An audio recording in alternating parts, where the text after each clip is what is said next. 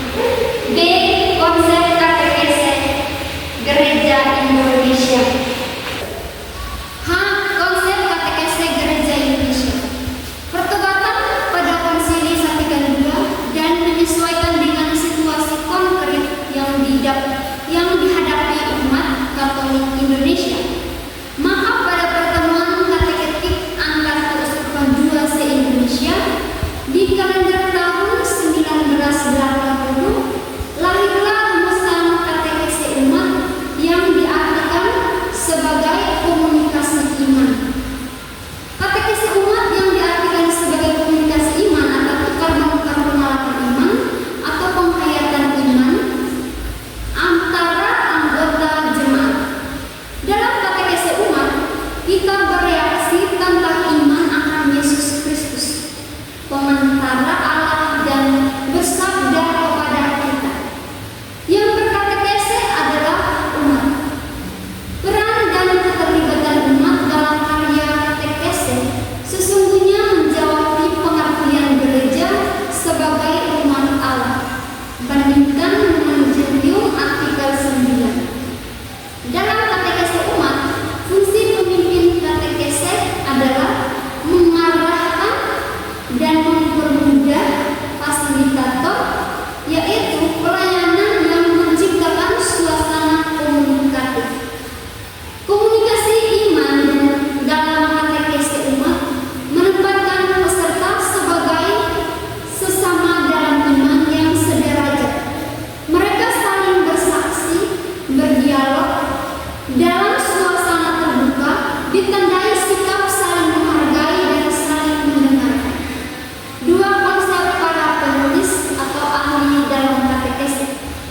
Penulis atau para ahli kateketik merumuskan istilah katekese beraneka ragam. Ada yang merumuskan istilah katekese dari sudut akar kata bahasa, yang berarti pergi atau meluas, dan dari kata eko yang berarti menggemakan atau menyuarakan. Kata ini mengandung dua pengertian. Yang pertama, katekein berarti pewartaan yang sedang disampaikan. Yang kedua, katekein berarti ajaran dari para pemimpin. Dalam pengertian realis, katekese adalah segala usaha menyampaikan ajaran iman atau pengajaran gereja kepada manusia yang hidup dalam situasi konkret. B. Dr. Marius Talumbanu, OFM, dalam bukunya yang berjudul Ilmu Kateketik pada tahun 1991, ia mengatakan dalam kitab suci terdapat sejumlah kata katekese. Arti aslinya membuat bergema, menyebabkan sesuatu bergaul. Kata katekese ditemukan dalam Injil Lukas bab 1 ayat 4, yaitu tentang diajarkan. Dalam Kisah Para Rasul bab 18 ayat 25, pengajaran dalam jalan Tuhan. Terdapat dalam Kisah Para Rasul bab 21 ayat 21 tentang mengajar. Roma bab 2 ayat 18 diajar. 1 Korintus bab 14 ayat 19 mengajar. Galatia bab 6 ayat 6 pengajaran. Dalam konteks ini, katekese dimengerti sebagai pengajaran, pendalaman, dan pendidikan iman agar seorang Kristen semakin dewasa dalam iman. Jadi, katekese biasanya diperuntukkan bagi orang-orang yang sudah dibaptis. C. Adolf Hurkel, JSJ, dalam bukunya Ensiklopedia Gereja, jilid 11, halaman 203, mendefinisikan katekese.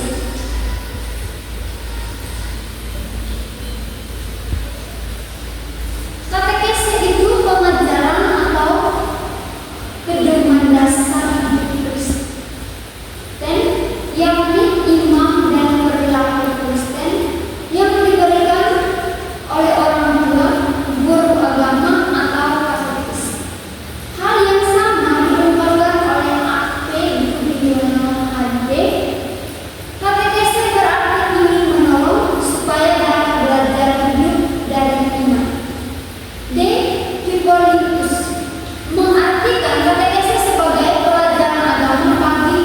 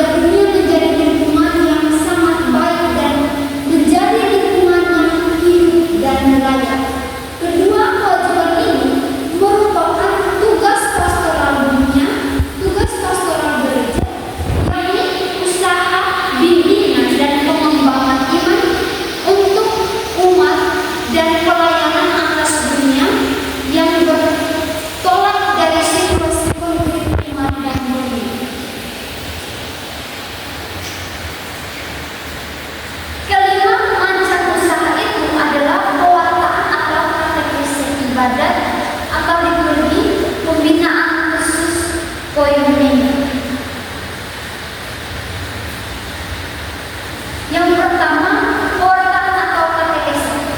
Katekese sebagai komunikasi iman adalah usaha untuk saling tukar-menukar pengalaman iman, meneguhkan, mengembangkan, mengarahkan, serta menggairahkan kebaikan imannya. Jadi dalam katekese, umat harus mendengarkan dan diteguhkan oleh pemahaman dan pengalaman iman umat dalam tradisi gereja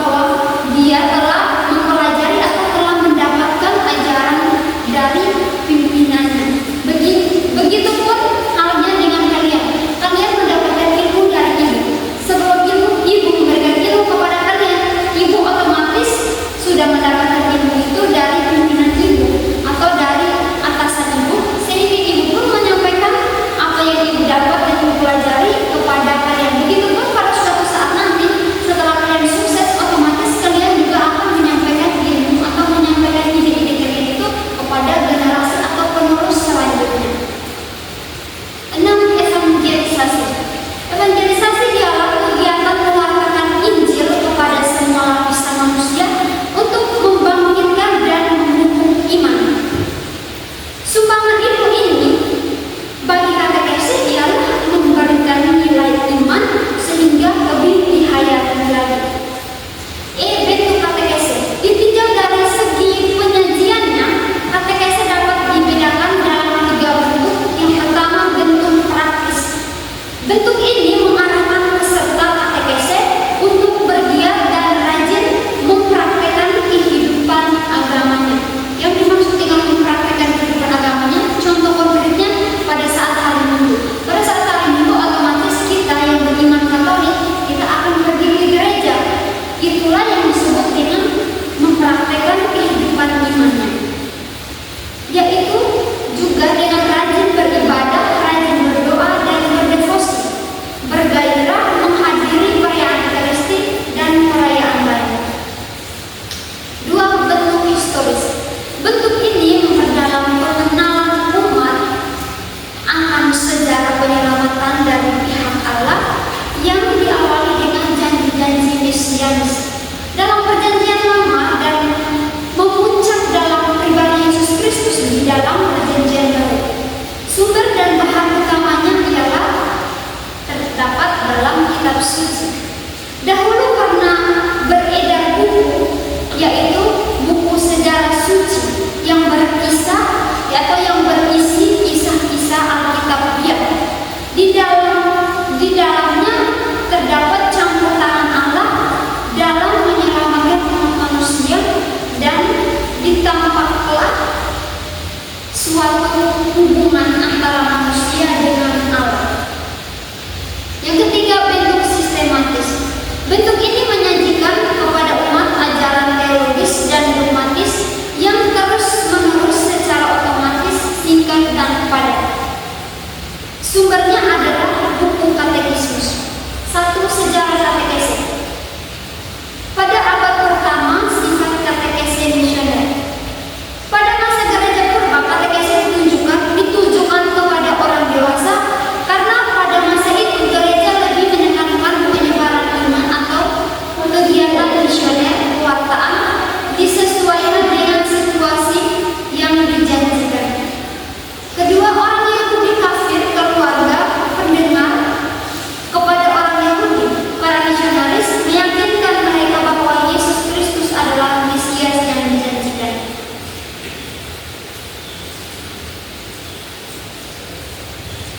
Abad pertengahan, orang tua wali baptis tetap berperan dalam pembinaan iman anak-anak. Wali baptis dipilih secara khusus dan harus memenuhi syarat antara lain menghafal kredo dan doa Bapa Kami. Katekese dipengaruhi oleh perkembangan ilmu pengetahuan. Gereja mendirikan sekolah-sekolah yang ada kaitan dengan paroki untuk membina iman anak dan kaum muda. Dalam sekolah-sekolah itu juga diberikan pengajaran atau pelajaran secara profan sehingga anak muda mengerti dan mudah memahami. Dan setelah anak mengerti dan memahami, anak-anak akan bertumbuh dalam lingkungan Kristiani. 6. Reformasi Trento.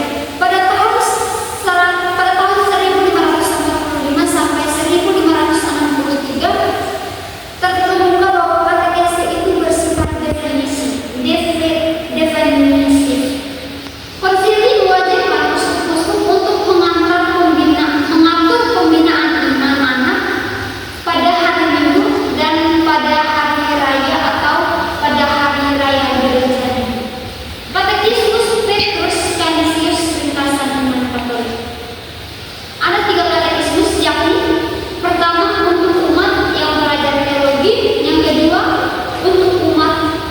untuk kaum muda, dan yang ketiga untuk siswa-siswi di sekolah. Abad ke-19 sampai 20 sampai dengan sekarang, katekese disesuaikan dengan situasi di tiap negara dengan berpedoman pada yang pertama, petunjuk umum katekese dari kongregasi para imam dan dari Vatikan. Yang kedua, katekese pada zaman kita, Paus Yohanes Paulus II. Yang ketiga, katekismus gereja